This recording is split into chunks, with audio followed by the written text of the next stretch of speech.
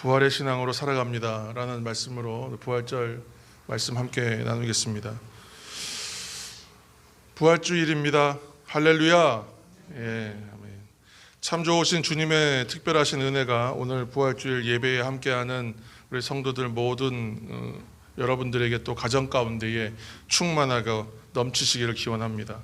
또한 이 부활의 감격과 기쁨이 여러분을 통해서 또 가정으로 삶의 주변으로 널리 퍼져나가기를 다시 한번 축원합니다. 주님의 부활을 기뻐하는 오늘, 먼저 이곳에 모인 우리 모두의 심령 가운데에 예수님의 부활의 빛, 그 영광의 밝은 빛이 우리 가운데 가득 담기고 비춰지기를 다시 한번 축원합니다. 우리는 지난 사순절, 2024년도 사순절을 조금 더 의미 있게 보내보자.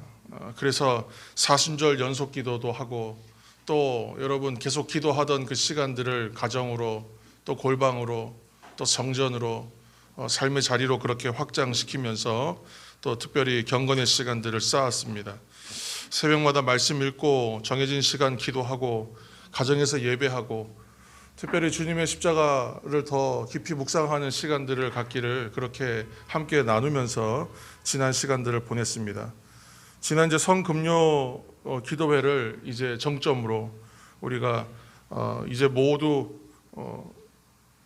그 어둠의 시간들, 또 슬프고 괴로움의 시간들, 또 주님의 그 고난에 동참하는 우리 모습들을 이제 다 뒤로 하고 오늘 이제 빛의 날을 우리가 맞이했습니다. 앞에 보시면 뭐 스토리나 또 앞에 배너나 또 뭐 모든 것들이 다 흰색입니다. 그래서 이 부활주일 시작해서 부활 이후의 그 시간들까지는 모두 우리가 흰색을 상징색으로 사용합니다.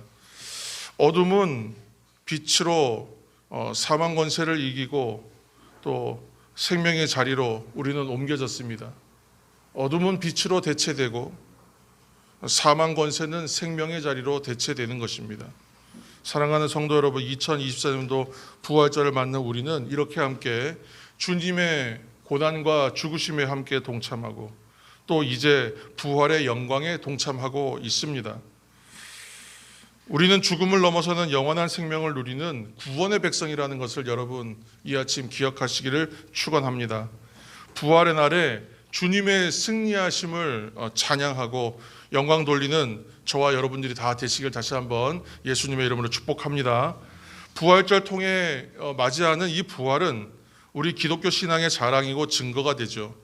그래서 다시 우리가 부활절을 맞았는데 여러분 이제 부활절에 대한 어떤 심상, 어떤 이미지, 어떤 기억들을 가지고 있는지 우리는 다 또 한번 나눌 기회가 있으면 좋겠지만 오늘 이제 다시 새롭게 맞이하는 부활절을 통해서 우리가 새기고 기억해야 할 의미는 무엇일까? 첫 번째로는 부활은 완전한 승리와 사랑의 날이고 그 상징입니다. 우리가 다 알듯이 부활은 승리와 생명의 의미가 가장 깊이 배어 있습니다. 부활은 이 땅에서 일어난 가장 위대한 사건입니다. 예수님은 세상이 줄 수 있는 어떤 최대한의 고통, 또 죽음이라는 위협, 그 어떠한 것에도 굴복하지 않으셨고 또 죄인된 이 인간들을 향한, 우리들을 향한 그 사랑을 포기하지 않으셨어요. 십자가에서 달려서 죽으시는 마지막 숨을 거두시는 순간까지도 그랬습니다. 왜 그 당시에 유대 땅의 사람들은 예수님을 십자가에 매달았는지 우리는 너무 잘 알지 않습니까? 예수님을 십자가에 다는 것은 나무에 매달리는 자가 받는 저주, 그것을 알기 때문에, 그래서 그 나무에 매어 달리는 그 수치심을 연결시켜서 최대한의 수치와 최대한의 아픔을 가하고자 하는 정말 악한 행위들이었습니다. 악한 의도였죠. 그러나 그런 십자가를 지시면서도 또 그 십자가에 달리신 후에도 그 십자가 주변에서 마지막까지 조롱하고 저주하고 경멸하고 비난하던 그 모든 일들을 참으셨을 뿐 아니라 그 사람들까지도 마지막까지 용서해 주시기를 위해서 기도하신 것이 우리 주님이십니다. 사랑하는 성도 여러분, 그래서 예수님의 십자가에는 너무 많은 의미가 있지만 정말 위대한 사랑과 승리의 상징입니다. 십자가를 따라가는 사람들은 어떠한 비난과 어떠한 저주와 어떤 손해보는 것들과 어떤 상처받는 것들과 어떤 약함이나 또 어떤 괴로움이나 그 모든 것을 이기는 것이 십자가라는 것을 여러분 기억하시길 바랍니다. 십자가는 주님의 위대한 사랑과 승리의 상징입니다. 하나님께서는 죽으신 지 3일 만에 예수님을 무덤에서 다시 살리십니다. 이제는 사망 권세, 그 마지막 우리에게 두려움을 가하고 우리가 극복할 수 없다고 여기게 만드는 그 마지막 벽, 사망 권세마저 깨뜨리시고 완전한 승리를 우리에게 주신 것입니다. 둘째로 부활의 열매는 생명이에요. 우리 고린도전서 15장 20절 말씀에 그러나 이제 그리스도께서 죽은 자 가운데서 다시 살아나사 잠자는 자들의 첫 열매가 되셨도다, 그렇게 말씀했습니다. 예수 그리스도의 부활은 잠자는 자들의 첫 열매가 되신 것이라고 사도 바울이 증언하는 것입니다. 주님이 부활이 첫 열매라는 것은 처음 열매가 있다는 것은 두 번째 열매도 있고 그 다음 열매도 또 있다는 것이죠. 첫 번째 열매가 되었다는 것은 그 이후로도 앞으로도 열매가 있다는 뜻입니다. 그래서 여러분, 부활의 열매는 생명인 것을 기억하시길 바랍니다. 그런데 이 생명은 우리가 이 땅 가운데서 누리는 생명과는 다른 것이에요. 성경에는 죽었다가 살아난 사람들의 이야기가 꽤 여럿 있습니다. 그런데 그 사람들의 특징은 뭐예요? 공통점은 뭐냐면 다시 살아났어요. 죽었다가 다시 살아났어요. 이제 너무나 놀라운 일이잖아요. 그렇지만 그 사람들은 자기 수명을 다 살고 이 땅의 수명이 끝나면 어떻게 해요? 다시 죽어요. 그러니까 이 땅에서의 누리는 생명은 아무리 다시 살아난 생명이라 할지라도 부활이라고 말하지는 않습니다. 왜 그러냐 하면 그 생명은 제한된 것이기 때문에, 그 수명은 때가 되면 끝나는 것이기 때문에, 흙으로 돌아갈 것이기 때문에, 그래서 그것을 부활이라고 말하진 않아요. 그러므로 지금 말하고 있는 부활의 열매로서의 주어지는 부활의 생명, 그 생명은 다시 죽음으로 소멸되고 마는 그 생명을 말하는 것이 아닌 것이죠. 예를 들어서 엘리사 선지자가 수넴 여인의 죽은 아들을 살려요. 예수님께서도 죽은 나사로를 살렸어요. 베드로는 다비다를 살렸고 바울은 유두고라는 청년을 살려요. 그런데 이 사람들은 결국은 이 땅에 수명이 다하는 날 다시 흙으로 돌아갔다는 것을 우리가 알고 있지 않습니까? 이들은 그저 생명이 잠시 연장되었던 것뿐이에요. 그러나 예수님은 사망의 권세를 깨뜨려 버리시고 승리하신 것이죠. 그래서 사망 권세를 이겨버리셨기 때문에 이제는 다시 죽지 않는 생명으로 살아나신 것, 곧 부활하신 거예요. 그래서 지금 말하고 있는 모든 잠자는 자들의 첫 열매가 되셨다. 그리고 주님이 강림하실 때, 다시 오실 때 그리스도께 속한 모든 사람들이 어떻게 되겠습니까? 다시 살아나는 거예요. 그 부활의 영성체는 어떤 모양으로 나타날지 우리는 잘 알지 못하지만, 거기까지는 알 수는 없지만, 그러나 주님께 속한 사람들이 주님이 강림하실 때에 모두 그 안에서 다시 살아나고 일어날 것이라는 것을 우리가 알고 있는 것입니다. 예수님의 십자가 죽으심과 다시 사신 부활을 믿음으로써 부활의 생명, 영원한 생명을 소망으로 품으시는 저와 여러분이 되시기를 예수님의 이름으로 축원합니다. 세 번째로, 부활을 믿는 우리들은 이제 믿음으로 사는 것이죠. 이미 우리는 믿음으로 살아가는 백성들이라 고백하며 살아가는 성도들이지만, 갈라디아서 2장 20절 말씀을 제가 읽겠습니다. 내가 그리스도와 함께 십자가에 못 박혔나니 그런즉 이제는 내가 사는 것이 아니요 오직 내 안에 그리스도께서 사시는 것이라. 이제 내가 육체 가운데 사는 것은 나를 사랑하사 나를 위하여 자기 자신을 버리신 하나님의 아들을 믿는 믿음 안에서 사는 것이라. 할렐루야, 아멘. 우리가 매일 새벽마다 말씀 묵상에 힘쓰고 기도에 힘쓰고 말씀 붙들고 또 주의를 지키는 예배자로 사는 이유가 무엇이겠어요? 신앙의 열심을 통해서 우리가 무엇을 보상받고자 여러분 신앙생활 하십니까? 그렇게 시작할 수도 있어요. 잘 믿고 잘 섬기면 복 받는다. 믿으면 천국 간다. 우리는 그렇게 신앙생활 시작했을 수 있습니다. 세상 사람들의 종교 생활이 사실은 그 목적이거든요. 이 땅에 사는 동안 근심 걱정 없이 마음 편하게 살고자 하는 노력이 종교 활동이에요. 내 정성과 또 다른 그런 표현을 하면 치성을 들여서 내 정성을 다 들여서 노력을 기울여서 이 땅에 사는 동안 필요한 것을 얻어서 그 삶을 형통하게 살고자 하는 것이 세상의 종교 활동입니다. 그러나 예수 그리스도를 믿는 성도의 신앙의 목적은 전혀 다른 것이죠. 이것은 내가 잘 믿고 잘 섬겨서 무엇을 받는 개념이 아니죠.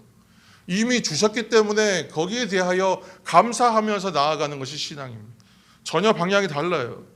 우리는 이제 내 안에서 시작된 하나님 나라를 살겠다는 거예요. 신앙생활은 이미 내 안에서 시작된 것을 밖으로 드러내는 거예요. 거기에 순종하고 순응하고 적응해 가는 것입니다. 그래서 오늘 말씀에는 이제는 내가 아니라 내 안에 그리스도로 산다, 이런 표현을 하는 것입니다. 비록 우리가 이 땅에 발을 디디고 이 땅을 버타면서 살고 있지만 세상이 아닌 하나님의 다스리심을 따르겠다는 것이죠. 그래서 세상이 가르쳐주는 표지판을 보고 따라가는 인생이 아니라 성령의 인도하심대로 살겠다라고 하는 것이 바로 신앙의 생활입니다. 그래서 나를 사랑하사 나를 위하여 죽으시고 부활하신 예수 그리스도를 믿는 믿음으로 사는 것이 신앙이다. 갈라디아서 말씀에 말씀하고 있는 것입니다.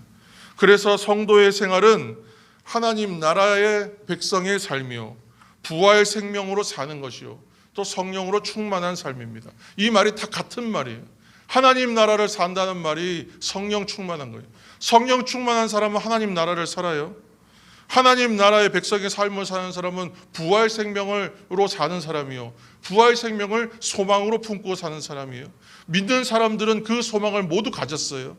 소망을 가졌기에 우리에게 하나님 나라가 우리에게 다가오고 있다는 것을 깨닫는 것이에요.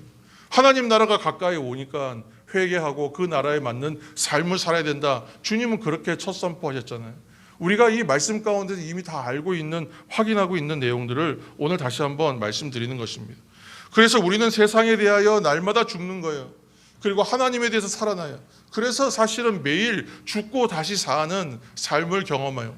그래서 부활의 삶을 이미 살고 있는 것입니다.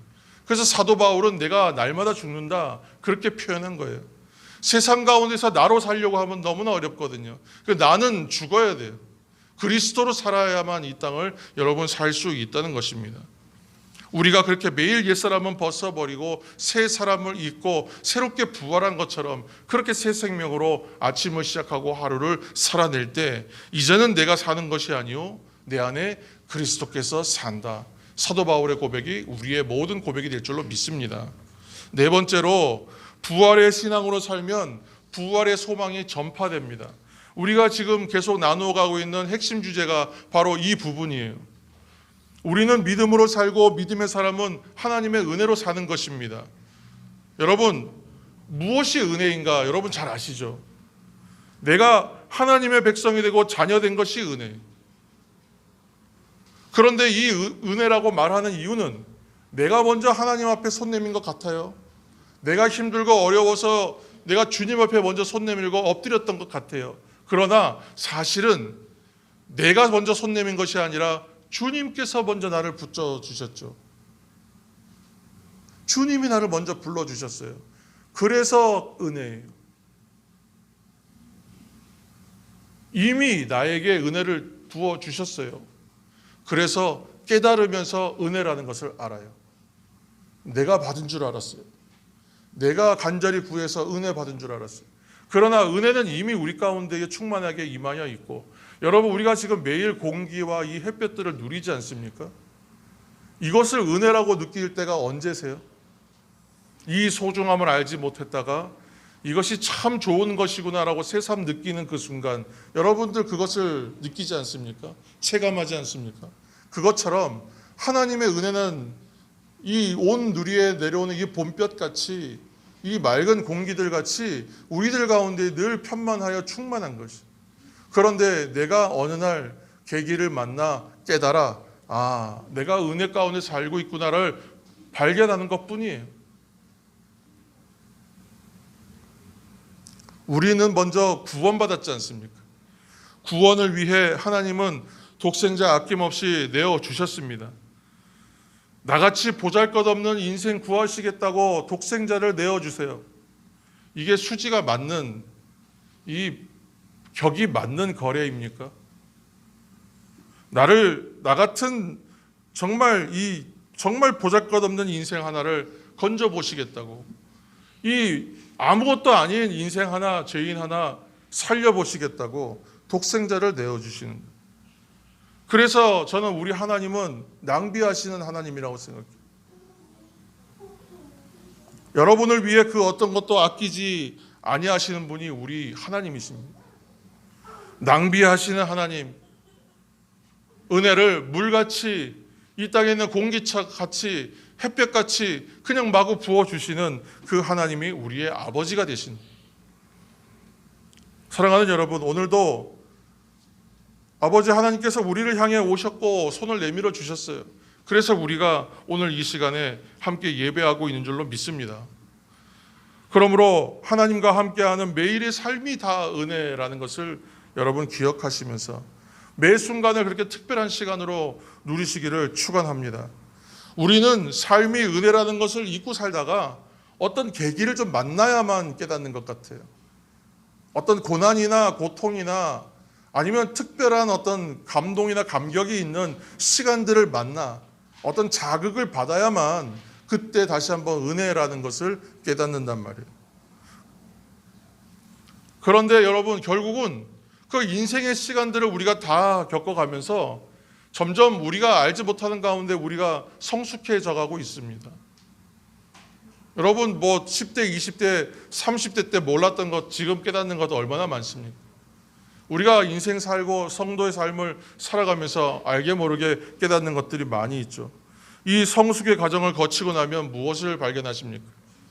결국은 모든 것이 하나님의 은혜 가운데 있었구나 발견하게 되는 거예요.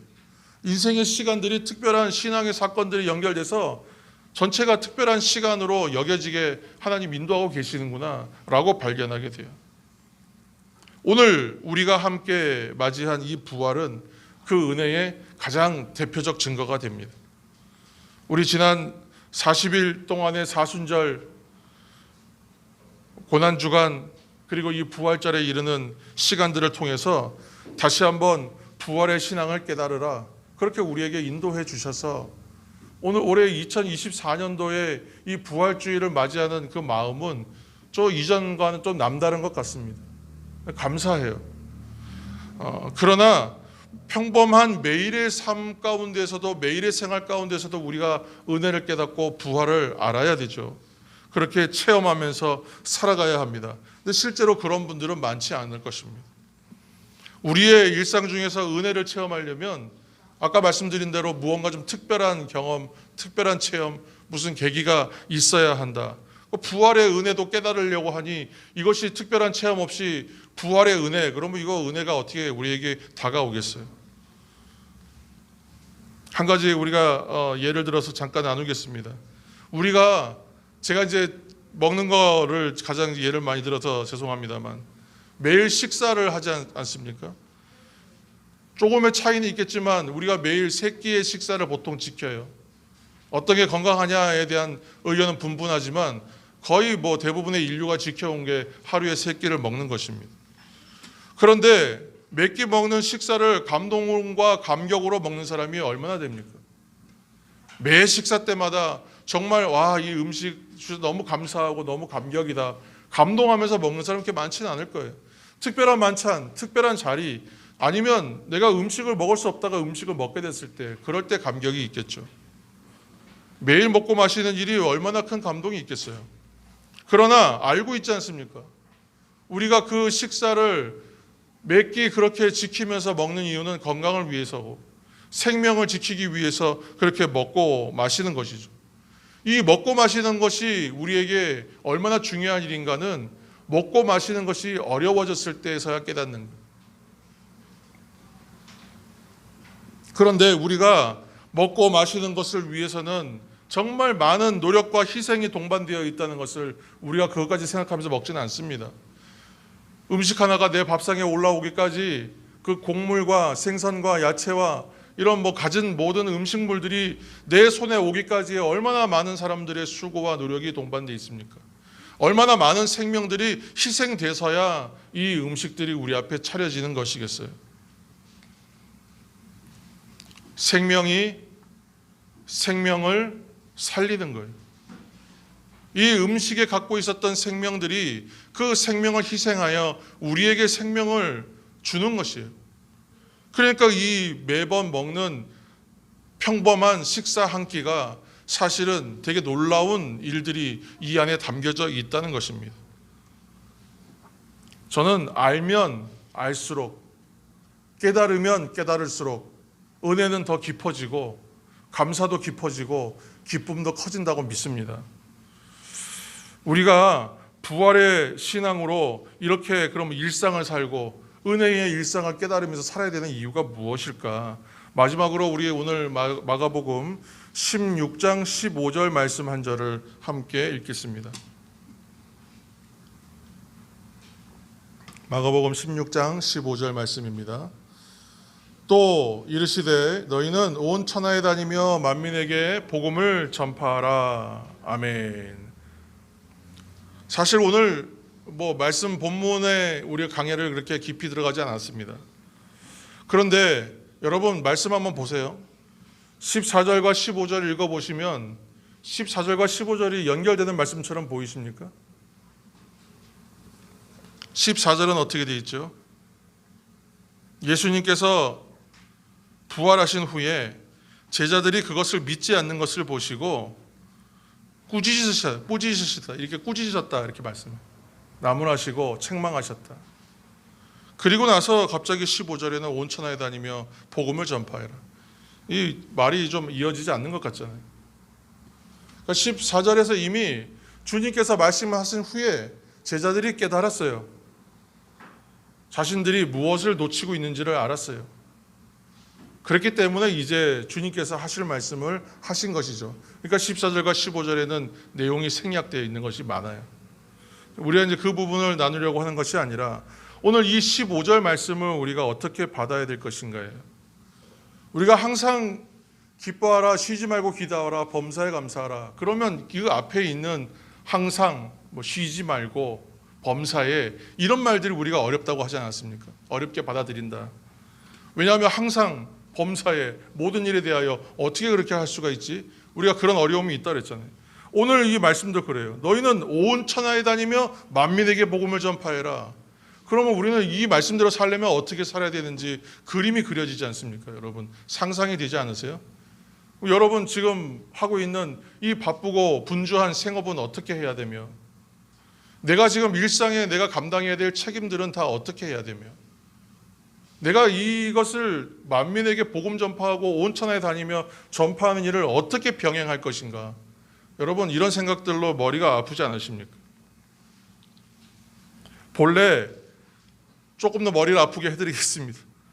오늘 지금 만민에게 복음을 전파를 했어요. 만민에게. 근데 이 말을 사실은 그 헬라어 원어를 풀어서 더 깊이 들어가면 온 창조 세계에 라는 뜻이에요.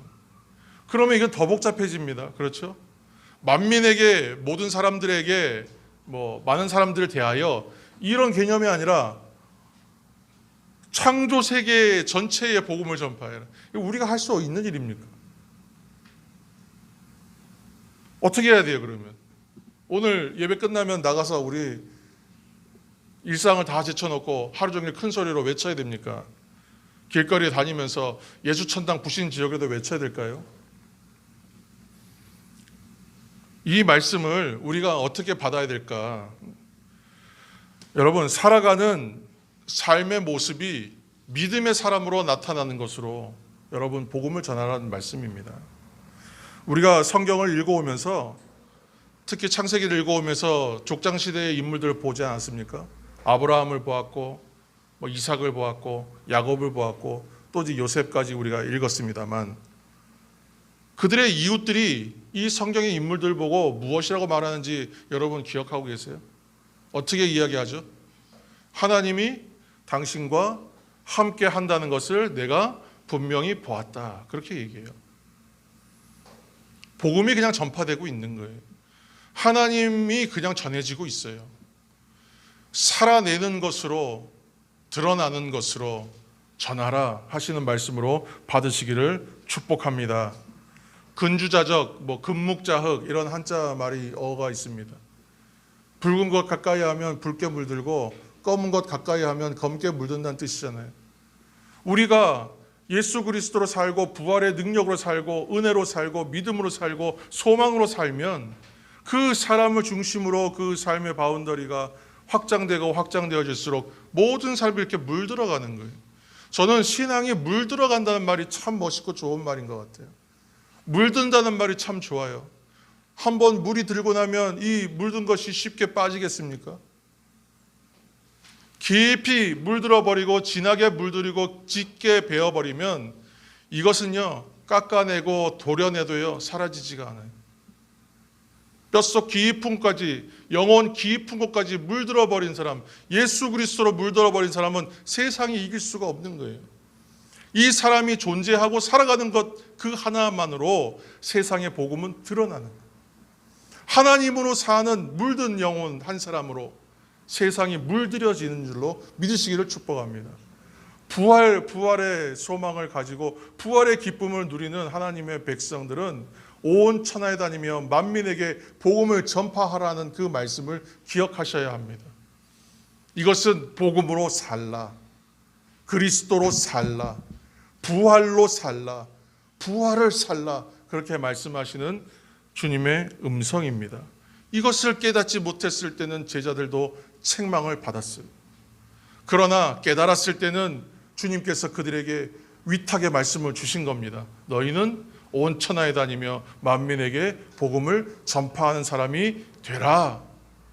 이 부활의 소식을 전하라. 왜요? 부활하신 주님을 보았기 때문에. 더 이상 증명할 것이 없어요. 본 것을 그냥 전하면 되는 거였어요. 오늘은 우리가 들음으로 우리는 믿음을 얻은 사람들이기 때문에 들은 것을 전하시는 저와 여러분이 되기를 축복합니다. 여러분들이 복음으로 살면 복음은 전파됩니다. 여러분들이 부활의 소망으로 신앙생활하면 이것은 다 그대로 여과 없이 전해집니다. 받은 사랑과 받은 은혜로 여러분들이 세상 사람들의 또 우리의 이웃 사람들의 정말 이웃이 되어주면 그러면 슬픔과 절망에 눌려있던 그 이웃이 살아나기 시작합니다. 내가 생명받아서 살아났던 것처럼, 내가 은혜를 받고 깨달았던 것처럼 알지 못했던 사람이 알게 되는 은혜가 있는 것입니다.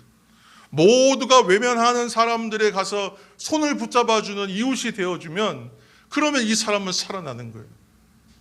절망밖에 없는 인생에 가서 따뜻한 미소 한 스푼 던져주고 따뜻한 말 한마디를 전할 수 있다면 이 생명은 살아나게 되는 줄로 믿으시길 축복합니다. 주님의 사랑과 믿음과 소망은 그렇게 전해지고 그것이 바로 복음으로 전파되는 놀라운 일이 될 줄로 믿습니다. 하나님 나라가 우리를 통하여 부활의 소망을 가진 여러분들을 통하여 우리 교회를 통하여 그렇게 하나님의 나라가 확장될 것을 저는 믿습니다. 할렐루야. 함께 기도하시겠습니다. 할렐루야. 주님 다시 사심을 기뻐합니다. 찬양합니다. 영광받아 주옵소서. 오늘 부활절을 맞아 주님께서 잠자는 자들의 첫 열매가 되심같이 우리들 또한 결국 부활의 영성체로 일어나게 될 것을 믿습니다. 그리고 소망합니다.